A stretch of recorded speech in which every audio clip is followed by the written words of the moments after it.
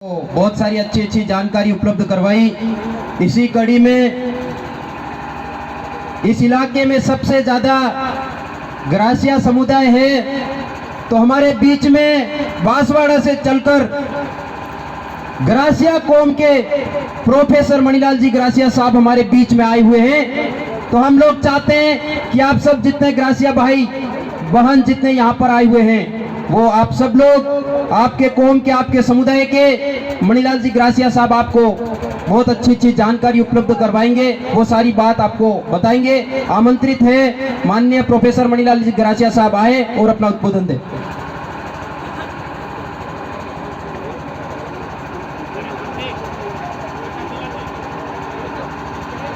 आदिवासी महावीर भील राणा पुंजा की इस पवित्र धरती में उत्पन्न आदिवासी भील गणवीर और वीरांगनाओं का मैं बांसवाड़ा से प्रोफेसर मणिलाल ग्रासिया हार्दिक जोहार और अभिनंदन करता हूं। मैं एक नारे से अपनी शुरुआत करना चाहता हूं।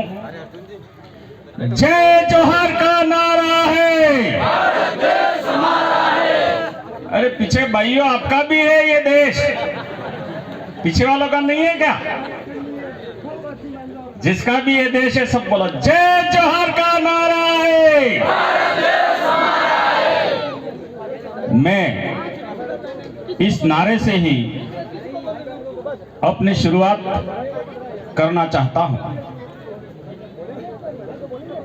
आदिवासी परिवार ने 23 वर्षों तक हमारा यह जो भारत देश का आदिवासी समुदाय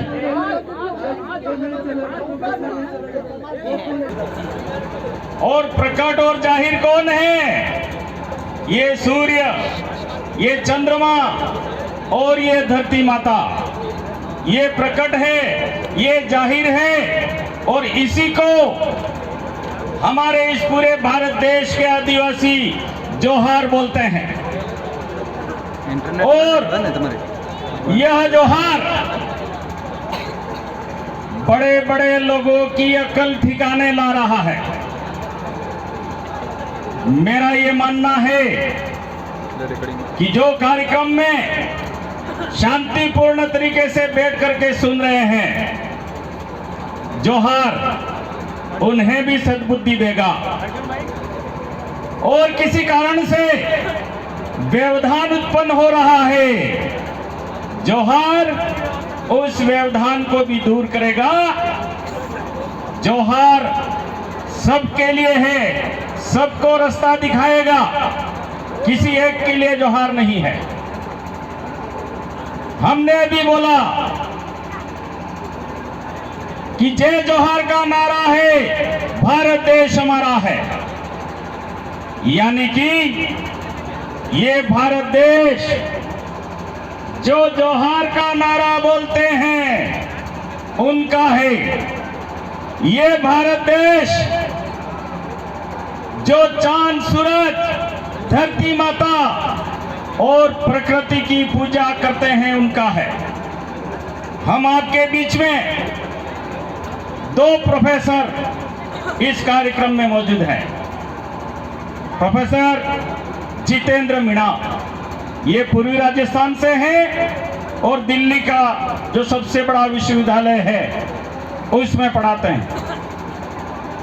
मैं बांसवाड़ा गोविंद गुरु कॉलेज में प्रोफेसर था और सामाजिक जन जागरण को महत्वपूर्ण मान करके 8 वर्ष पहले मैंने अपनी नौकरी से वीआरएस ले लिया। अपनी इच्छा से नौकरी छोड़ दी सामाजिक जन जागरण के लिए।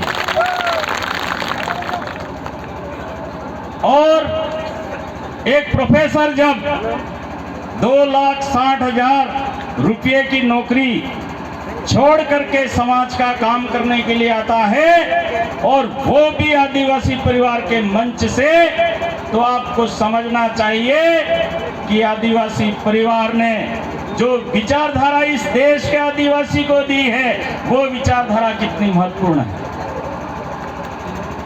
एक प्रोफेसर बोलता है तो कम से कम 20 साल तक वो ज्ञान को इकट्ठा करता है और इसके बाद में अपनी जबान से लोगों के सामने बोलना शुरू करता है। आदिवासी परिवार ने जो विचारधारा तैयार की है, वो विचारधारा 90 से लेकर के 2013 तक 23 वर्ष तक आदिवासी समाज के बुद्धिजीवियों ने आदिवासी समाज में देश भर में घूम घूम करके, आदिवासी अनपढ़ है तो भी, आदिवासी पढ़ा लिखा है तो भी, उसके भजनों में, उसकी बातों में जो आदिवासी का इतिहास छिपा हुआ था, जो आदिवासी का ज्ञान छिपा हुआ था, उस ज्ञान को इकट्ठा किया 23 वर्ष तक। और 23 वर्ष तक इकट्ठे किए हुए ज्ञान को 2013 में आदिवासी परिवार ने इस देश के आदिवासियों के सामने बोलना शुरू किया। और आदिवासी परिवार का जो ज्ञान है आदिवासी का, वो ज्ञान इतना चमत्कारिक था कि आज भारतवर्ष के 10 करोड़ आदिवासी परिवार की विचारधारा और आदिवासी परिवार के पद चिन्हों पर चल रहे हैं। आज भारत देश में गैर आदिवासियों की वर्षों पुरानी व्यवस्थाएं लड़खड़ा गई है। क्यों? क्योंकि इस देश का असली मालिक जग गया है। और राणा पुंजा भील को आज गैर आदिवासी लोग अपना बाप क्यों कह रहे हैं, ये समझने की जरूरत है। अपना बाप क्यों कह रहे हैं, ये समझने की जरूरत है। हमारा बाप, हमारा पुरखा राणा पुंजा भील, और उसको आज गैर आदिवासी हमारा बाप है ऐसा बोल रहे हैं। ऐसी क्या मजबूरी आ गई है उनके सामने? मजबूरी ये आ गई है कि 2011 में सुप्रीम कोर्ट ने एक फैसला दिया, कैलाश बनाम महाराष्ट्र सरकार। उस फैसले में सुप्रीम कोर्ट ने लिखा कि 8% आदिवासी है वो इस देश का मालिक है, और 92% गैर आदिवासी है वो विदेशी है, इमिग्रांट पब्लिक है। जो अपने आप को हिंदू बोलते हैं, जो अपने आप को ईसाई कहते हैं, जो अपने आप को मुसलमान कहते हैं, जैन कहते हैं, पारसी कहते हैं, बौद्ध कहते हैं, वो सारे विदेशी हैं। ये सुप्रीम कोर्ट का फैसला 2011 में आ गया। जब सुप्रीम कोर्ट बोल गई कि आदिवासी ही इस देश का मालिक है, तो इन लोगों के मन में डर घुस गया कि अगर आदिवासी में अपना बाप नहीं ढूंढा तो इस देश से एक दिन निकल जाना पड़ेगा। ये समस्या उनके सामने खड़ी हो गई है। इसलिए वो 50 साल बाद राणा पुंजा भील को राजपूत के कपड़े पहना करके, और ये हमारा पुरखा है, हमारा बाप है, ऐसा बोल रहे हैं। अगर राणा पुंजा इनका बाप होता तो मोती डोंगरी पर राजा के कपड़े पहना करके मूर्ति लगाते। लेकिन तब सुप्रीम कोर्ट का फैसला नहीं आया था, इसलिए राणा पुंजा भील को अपना बाप कहने की जरूरत नहीं थी। इसलिए उन्होंने आदिवासी जैसी मूर्ति बनाई और मोती डोंगरी पे लगाई, और उनका बाप जो विदेशी था उसको घोड़े पे बिठा करके सम्मान के साथ में वहां खड़ा किया। इस बात के भी हम गवाह हैं, और वो मोती डोंगरी आज भी इस बात की गवाह है कि हमारा पुरखा आदिवासी के कपड़े और आदिवासी के तीर कमान लेकर के वहां मूर्ति के रूप में खड़ा किया गया है, ये इस बात का प्रमाण है।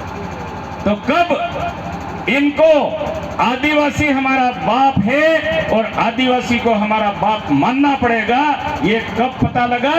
जब सुप्रीम कोर्ट ने बोल दिया कि 8% आदिवासी जो टापरों में रहता है, जो चांद सूरज की पूजा करता है, जो धरती माता की पूजा करता है, वही इस देश का मालिक। तब जाकर के ये बदले हैं। हमारे इतिहास को बदलने की कोशिश की जा रही है, लेकिन हमें घबराने की जरूरत नहीं है। अगर आदिवासी को उसका इतिहास बचाना है तो इतिहास बचाने की कोशिश नहीं करनी है, कोशिश करनी है संविधान के इतिहास को जानने की। अगर संविधान के इतिहास को जान लोगे, ये जो किताब संविधान की है, उस किताब के इतिहास को जान लोगे, तो आदिवासी का इतिहास अपने आप सामने आ जाएगा। क्योंकि भारत का संविधान ही आदिवासी का सबसे बड़ा इतिहास है। क्योंकि भारत का संविधान आदिवासियों ने लिखवाया है और भारत का संविधान आदिवासियों ने गैर आदिवासियों को भारत में कंट्रोल में रखने के लिए, नियंत्रित करने के लिए बनवाया है, न कि आदिवासी को कंट्रोल में करने के लिए बनाया। हमारे बाप दादों ने 1870 में अंग्रेजों को युद्ध में हरा दिया और हराने के बाद में उनसे संविधान लिखवाया, एग्रीमेंट लिखवाया कि आदिवासी ही इस देश का मालिक है और बाकी सारे लोग बाहर से आए हुए हैं।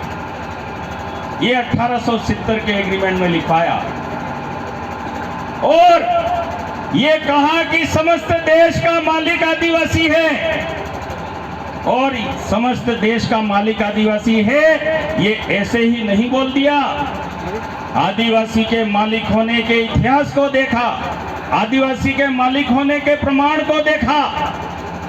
मानगढ़ पर हमारे इस देश को बचाने के लिए, गुलामी से मुक्त करने के लिए अंग्रेजों से लड़ते हुए 1500 आदिवासी भील शहीद हुए या नहीं हुए? 1500 आदिवासी भील शहीद हुए। भूला वालोरिया में हमारे 2000 आदिवासी भाई शहीद हुए। भूला वालोरिया में 2000 आदिवासी शहीद हुए। आगे 150 किलोमीटर 200 किलोमीटर आगे मानगढ़ पे 1500 आदिवासी शहीद हुए। ये इतिहास बता रहा। लेकिन इन 200 किलोमीटर के एरिया में अगर एक भी गैर आदिवासी देश के लिए लड़ते हुए शहीद हुआ हो और इतिहास में कहीं ऐसा लिखा हुआ हो तो कोई भी बता दे। क्या भूला वालोरिया से मानगढ़ तक कोई गैर आदिवासी नहीं रहते थे? क्या ब्राह्मण, बनिया, राजपूत 200 किलोमीटर के एरिया में नहीं रहता था? अगर रहता था तो आदिवासी के साथ अंग्रेजों से लड़ते हुए राजपूत भी शहीद होने चाहिए थे, ब्राह्मण भी शहीद होने चाहिए थे, लेकिन एक भी शहीद नहीं हुआ है। ये इस बात का प्रमाण है कि मालिक आदिवासी था, इसलिए आदिवासी ने लड़ा और आदिवासी का देश, हल्दी घाटी से आदिवासी का राज्य शुरू होता था और महाराष्ट्र तक एक छत्र आदिवासी का शासन था। राणा पुंजा ने जो लड़ाई हल्दी घाटी में लड़ी, अकबर को आदिवासी सैनिकों ने अपने युद्ध कौशल का प्रमाण देते हुए हल्दी घाटी में रोक दिया। हरा दिया। 40 साल तक अकबर ने राजपूत राजाओं को भारत में दौड़ा दौड़ा करके मारा या नहीं मारा? जोधपुर के राजा जो राजपूत थे, अपनी बेटी ब्याही अकबर से और वो राज में रहे। जयपुर और अजमेर के भी ऐसे उदाहरण हैं।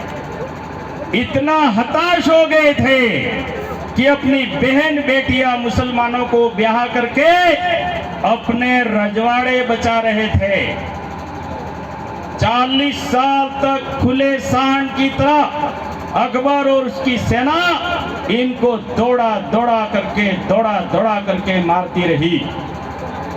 और इनके राजा महाराणा प्रताप आदिवासी क्षेत्र में आदिवासी भाइयों की शरण में आए और हमारे राणा पुंजा भील ने महाराणा प्रताप को शरण दी, जगह दी।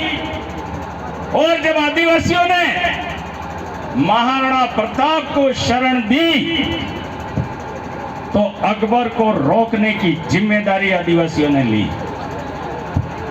और आदिवासियों ने हल्दी घाटी के दर्रे में, खइयों में अकबर की सेनाओं को रोका।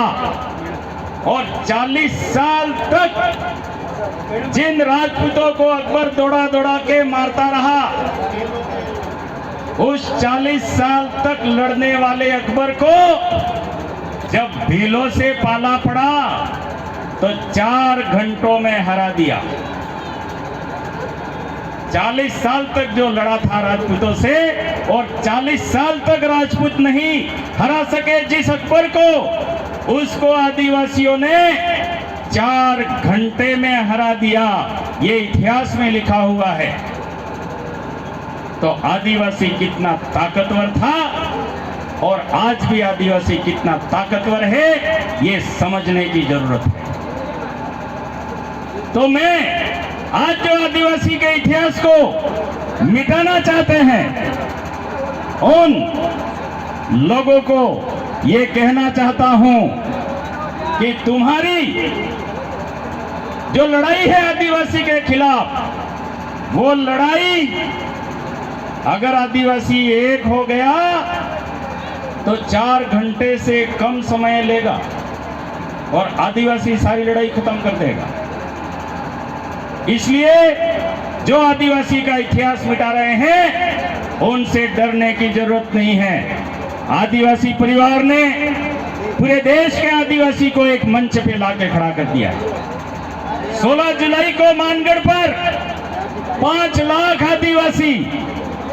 आदिवासी परिवार के आह्वान पर एकत्रित हुए थे। आदिवासी अपना अलग राज्य लेने के लिए आदिवासी परिवार का जो जन जागरण चल रहा है, वो जन जागरण इतना आगे बढ़ गया है।